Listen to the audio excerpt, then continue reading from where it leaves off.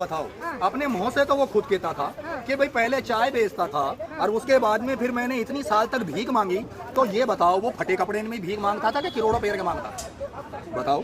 अब वो प्रधानमंत्री। अरे अब तो प्रधानमंत्री हो चाहे खाद्य मंत्री हो, मगर उस जमाने की बात वो रो रहा है और वो कह रहा है कि भाई उस जमाने में मैं भीख मांगता था। तो उस जमाने में तो ऐसे ही होगा, फटे कपड़े नहीं, चाय भी ऐसी बेचता होगा।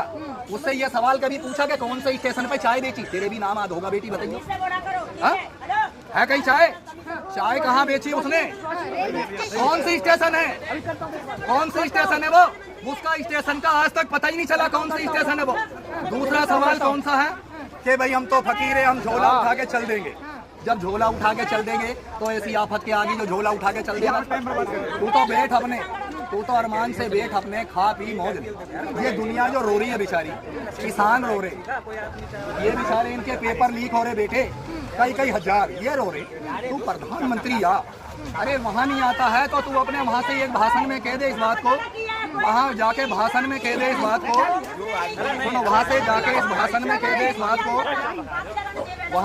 वहाँ भाषण में जाके और ये कह दे कि भाई मैं सबका देखभाल करूँ, सबकी बात रखूँ। तो देखो बेटे वो बात तो बिल्कुल सही है, वो सबको अच्छी लगेगी। अब ये बात अच्छी नहीं लगती कि जुल्मा वो फेंक देना, जुमला वो फेंकना और फिर निकल जाना। विकास को अब आप ये बताओ, जब इतना बड़ा विकास कर रहे हैं तो सच्ची बात बताना, ये जो लड़की है इसका नाम है बिल्किस बानो, हिंदू या मुसलमान? दो मजहब, हिंदू और मुसलमान। इसी ने ये कहा है कि मजहब जुदा जुदा है, सिला सबका एक है।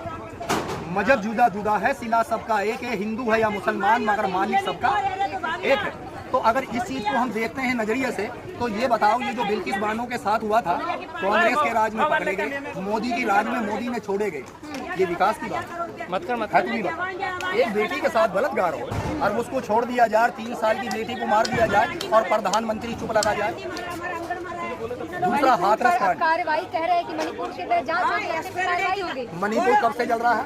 आज मणिपुर को 8 महीने से ज्यादा हो गए, साल से भी ज्यादा हो गई, जब से विकास ही नहीं कर रहा, जब से वहाँ जाने का उसे ऑर्डर ही नहीं मिल रहा। इंग्लैंड में चला जाएगा, ऑस्ट्रेलिया में चला जाएगा, वहाँ पाकिस्तान चला जाएगा, वहाँ रूस चला जाएगा, लेकिन मणिपुर तो अपनी इंडिया का है। तो यहाँ जाने से उसके क्या पैरों में कुछ हो जाती है गड़बड़?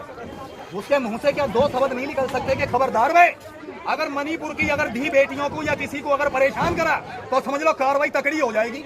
अगर ऐसा अगर वो कह दे तो मणिपुर में शांति आ जाए, मगर वो बोलता क्यों नहीं?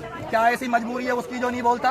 तो ये जनता जो है ना, ये तो सवाल उठाएगी, ये तो पूछेगी सवाल। मैं आज करोड़ों जनता से पूछना चाहता हूँ कि नू कह रहे हैं कि डंका बज रहा, वो उनको शर्म ये नहीं आती कि तेरे देश के अंदर एक औरत को नंगी करके 2 लड़कियों को निकाली जाती है और तू कह रहा है डंका बज रहा है? तो सबसे बड़ा तो बेशरम तू है जो ऐसे प्रधानमंत्री से नू कह रहा है कि वाकई में प्रधानमंत्री बढ़िया कर रहा है। अबे डूब मर किसी चुल्लू में, अगर थोड़ी सी नाक बची है ना तो शराब से डूब मर, ऐसा कभी नहीं करना चाहिए।